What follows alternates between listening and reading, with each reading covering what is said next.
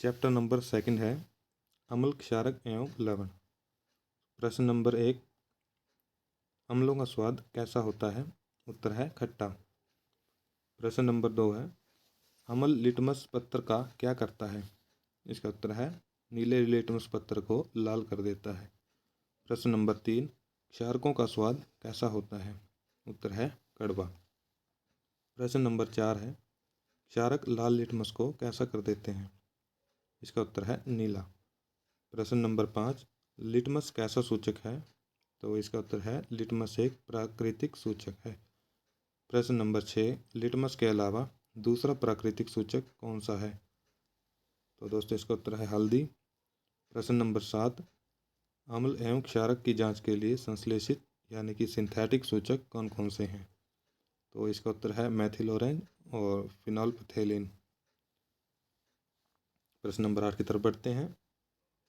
Litmus विलयन का रंग कैसा होता है? तो उत्तर है बैंगनी।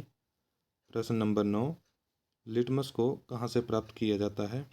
तो इसका उत्तर है लिटमस को थैलोफाइटा समूह के लिचेन पौधे से निकाला जाता है। ये एक पौधे का नाम है दोस्तों, लिचेन। प्रश्न नंबर 10, लिटमस के अलावा दूसरे प्राकृतिक पदार्थों के बारे में बताओ जो अम्ल और क्षारक का पता लगाते हैं। तो उत्तर है लाल पत्ता गोभी, हल्दी, हाइड्रेंजिया, पेटूनिया एवं जेरेनियम।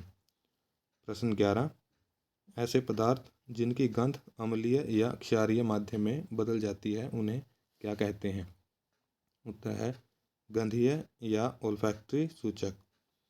प्रश्न 12, धातु के साथ अम्लों की अभिक्रिया में कौन कौन से उत्पाद बनते हैं? उत्तर है लवण और हाइड्रोजन गैस। प्रश्न 13, कैल्शियम कार्बोनेट के विभिन्न रूप कौन कौन से हैं? उत्तर है चूना पत्थर यानी कि लाइमस्टोन, खड़िया यानी कि चौक एवं संगमरमर यानी कि मार्बल।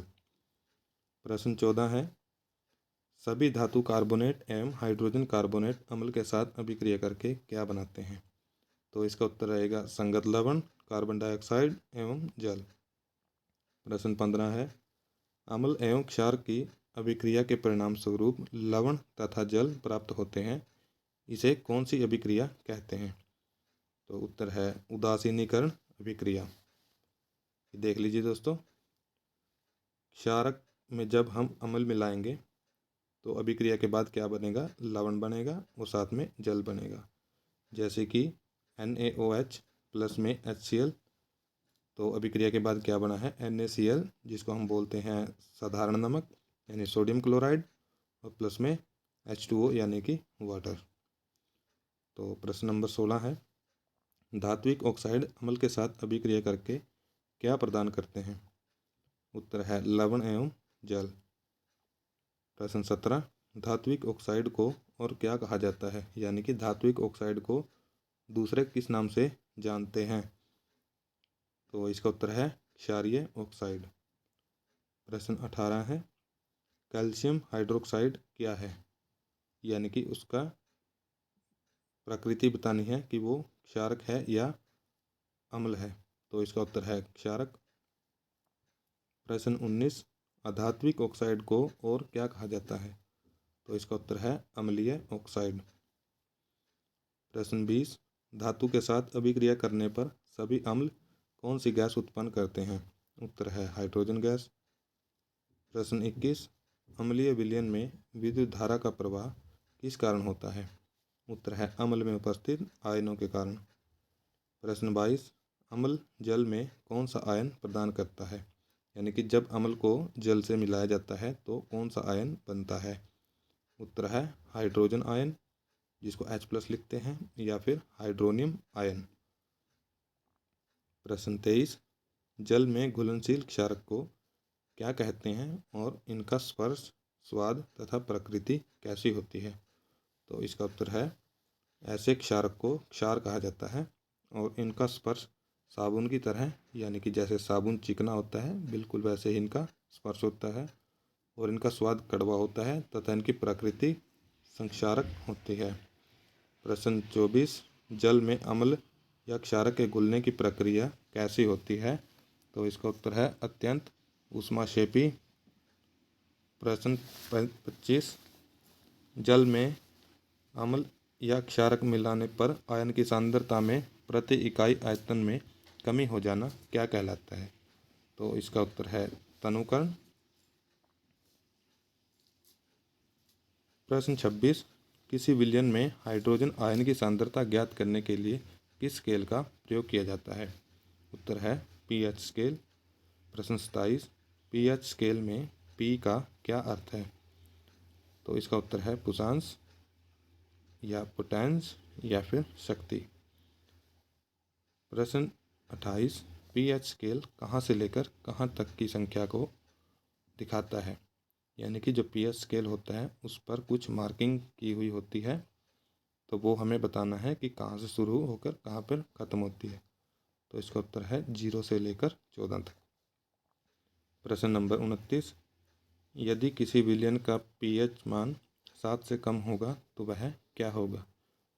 तो उसका उत्तर है अम्ल। इसका मतलब है जिन पदार्थों के जिन भी विलयनों के पीएच मान 7 से कम होंगे वो सभी किस श्रेणी में आएंगे?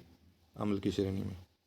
प्रश्न 30, यदि किसी विलयन का पीएच मान पूरा 7 होगा, यानी कि ना 7 से ज़्यादा और ना ही 7 से कम, तो वह किस श्रेणी में रखा जाएगा? तो उत्तर है उदासीन, जैसे पीने वाला पानी।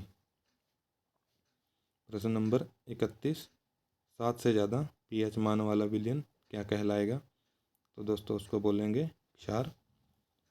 और प्रश्न 32 है, जठर रस का पीएच मान कितना होता है? तो दोस्तों इसका आंसर है 1.2। ये जो जठर रस होता है वो हमारे अमाशय के अंदर बनता है, जिसको हाइड्रोक्लोरिक अम्ल के नाम से भी जाना जाता है। तो प्रश्न नंबर 33 है, अम्ल तथा क्षार की शक्ति विलयन में किस आयन की संख्या पर निर्भर करते हैं? तो इसका उत्तर है क्रमशः H+ आयन और OH नेगेटिव आयन। यानी कि जो अम्ल की शक्ति को दिखाएगा वो दिखाएगा H+ आयन। जिसमें H+ की आयन ज़्यादा होंगे वो उतना ही प्रबल अम्ल होगा। अगर किसी विलयन में OH नेगेटिव आयन ज़्यादा मात्रा में है तो वो दिखाएगा क्षार की शक्ति को। ठीक है दोस्तों, चलिए प्रश्न नंबर 34, हमारा शरीर किस पीएच परास के बीच कार्य करता है? तो इसका उत्तर है 7.0 से 7.8 पीएच तक। प्रश्न नंबर 35 है, जब वर्षा के जल का पीएच मान 5.6 से कम हो जाता है तो वह क्या कहलाती है? तो उसको बोलते हैं अम्लीय वर्षा। प्रश्न 36, मानव उदर में कौन सा अम्ल रहता है? तो इसका उत्तर है हाइड्रोक्लोरिक अम्ल, जो अभी हमने पिछले प्रश्नों में किया था। जो अमाशय होता है उसमें हाइड्रोक्लोरिक अम्ल पाया जाता है। तो प्रश्न 37 है, हाइड्रोक्लोरिक अम्ल से हमारे आंतरिक अंगों की सुरक्षा कौन करता है? तो हाइड्रोक्लोरिक अम्ल एक प्रबल अम्ल है और यह हमारे शरीर को नुकसान पहुंचा सकता है। तो उससे बचाने के लिए हमारे शरीर में श्लेष्मा नामक झिल्ली दी गई है जो हमारी हाइड्रोक्लोरिक अम्ल से सुरक्षा करती है। प्रश्न नंबर 38 है, उदर में जलन व दर्द होने पर राहत के लिए किसका उपयोग किया जाता है? तो उसको बोलते हैं एंटासिड। कई बार आपके भी उदर में जलन व दर्द महसूस होती होगी, तो उसके राहत पाने के लिए हम किसका उपयोग कर सकते हैं? एंटासिड, जो कि एक क्षारीय प्रकृति का होता है। प्रश्न 39, एंटासिड के रूप में किसको उपयोग में लाया जा सकता है या लाया जाता है? उत्तर है मैग्नीशियम हाइड्रोक्साइड, जिसको मिल्क ऑफ मैग्नीशिया बोलते हैं। प्रश्न 40, मुंह के पीएच का मान 5.5 से कम होने पर क्या होने लगता है? तो उत्तर है दांतों का क्षय। यानी कि दांतों का कमज़ोर होना किसकी वजह से होता है? ये जब मुंह का पीएच मान 5.5 से कम हो जाता है। प्रश्न 41, दांतों का इनेमल किस पदार्थ का बना होता है? तो दोस्तों इसका उत्तर है कैल्शियम हाइड्रोक्सी एपेटाइट या फिर कैल्शियम फास्फेट का क्रिस्टलीय रूप।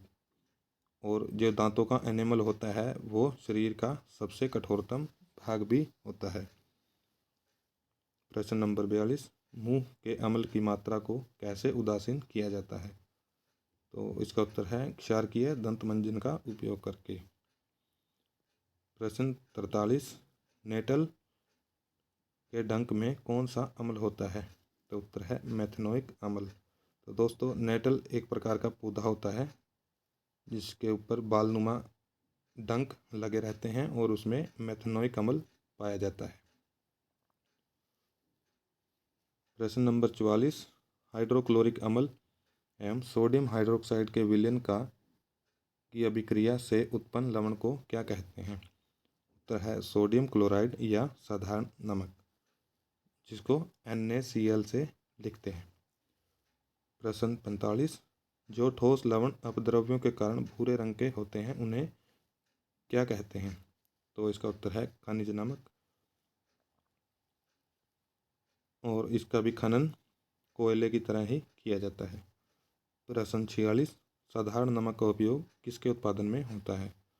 तो इसका उत्तर है sodium hydroxide, baking soda, washing soda, विरंजक चूर्ण आदि के उत्पादन में। प्रश्न 47 है, सोडियम क्लोराइड के जलीय विलयन से विद्युत प्रवाहित करने पर यह वियोजित होकर सोडियम हाइड्रोक्साइड उत्पन्न करता है। इस प्रक्रिया को क्या कहते हैं? तो इसका उत्तर है क्लोर क्षार प्रक्रिया। प्रश्न 48 है, एनोड पर कौन सा आवेश होता है? उत्तर है धन आवेश यानी कि पॉजिटिव चार्ज। प्रश्न 49 है, कैथोड पर कौन सा आवेश होता है? तो इसका उत्तर है ऋण आवेश यानी कि नेगेटिव चार्ज। प्रश्न 50 है, जलीय सोडियम क्लोराइड के विद्युत अपघटन से किस पदार्थ का निर्माण होता है? तो दोस्तों, इसका उत्तर है क्लोरीन गैस। प्रश्न 51 है, क्लोरीन गैस का उपयोग किसके उत्पादन के लिए किया जाता है? तो इसका उत्तर है विरंजक चूर्ण। तो दोस्तों, आपको ये वीडियो कैसा लगा कमेंट में ज़रूर बताइएगा, और जो हमने वन लाइनर सीरीज शुरू की है वो आपको कैसी लग रही है उसके बारे में बताइएगा, और अगले वीडियो में हम इसी चैप्टर का अगला भाग लेकर आएंगे। जय हिंद दोस्तों।